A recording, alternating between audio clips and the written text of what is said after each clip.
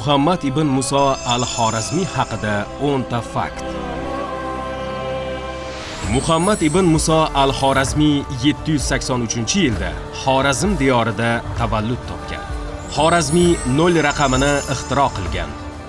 Alloma butun dunyoda keng foydalanilayotgan o'nlik sanoq sistemasini ilmiy muomalaga kiritgan. Hali g'arbda ko'pchilik yer tekislikdan iborat deb ishonib yurgan bir paytda Xorazmiy sayyoramiz yumaloq shaklda ekanini isbotlagan. Quyosh soatlarining eng muhim tarkibiy elementi bo'lgan marmar plitaning yasalish usulini Xorazmiy kashf etgan.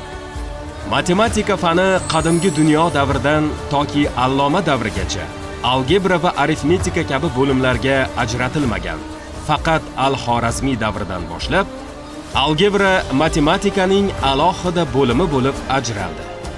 Allomaning zijida ilk marta tangens funksiyasi kiritilgan. Al-Xorazmiy o'zining kitob Surat ul Arz asarida yerning ma'mur, ya'ni insonlar yashaydigan obod qismini 7 iqlimga ajratgan.